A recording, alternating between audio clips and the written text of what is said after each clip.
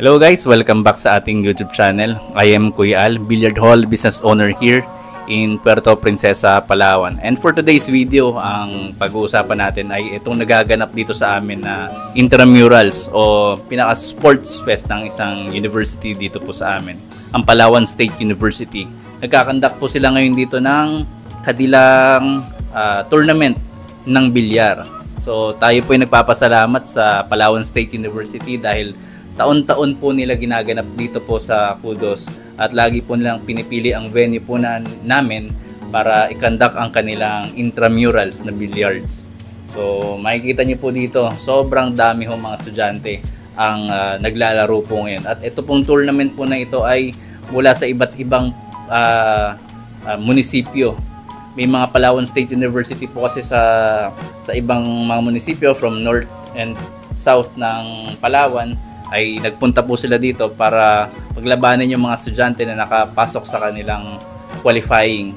So ito po nagaganap po ngayon. May 8 balls, 9 balls, single and doubles po na laro ngayon. At isa po ito sa magandang simula na mabuhay muli ang larong bilyar dito sa atin. Alam naman natin ang bilyar may hindi magandang imahe sa atin dito sa Pilipinas na pag ang tao o ang bata ay nasa bilyaran ay may hindi magandang naiisip. Laging iniisip nila na bulakbol yung mga estudyante na nasa bilyaran. Pero ngayon po ay hindi na. Ito po ay isang magandang sport na at in-embrace na rin ng DepEd, SHED. Kaya may ganito pong nagaganap. Kasama po nila ang mga professors po nila dito, mga teachers po nila kapag may tournament. Ipapakita ko po sa inyo ang nagaganap na tournament dito sa aming bilyaran. Kaya kami po ay sumusuporta po sa ganitong palaro ng eskwelahan. Kaya itong pagpunta po nila dito, lagi po silang may special discount sa rates. As in completely binaba po natin yung rates dahil walang facility ang eskwelahan po at ang city namin po dito wala pong facility ng billiard hall. Kaya ito po ang pinipili nilang venue, ang Kudos.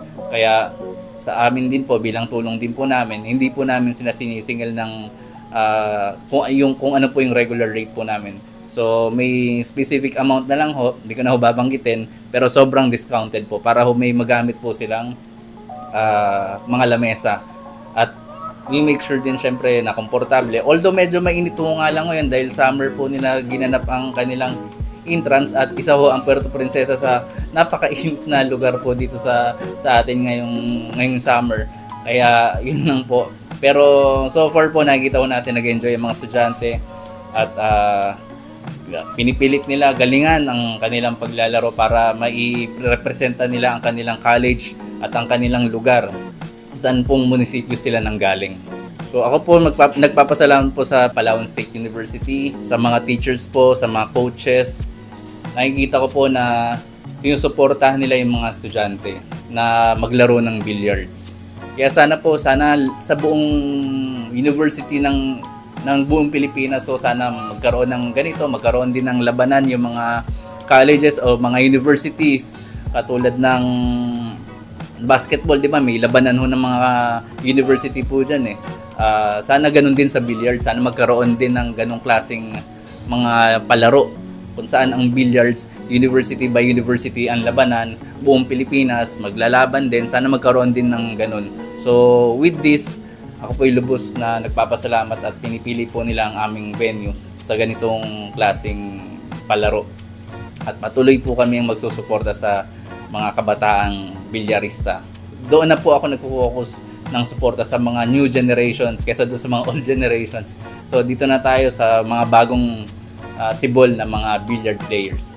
Maraming salamat po sa inyong panonood at see you po sa aming next video. And don't forget to like and subscribe sa aming YouTube channel. And thank you po sa inyong panonood.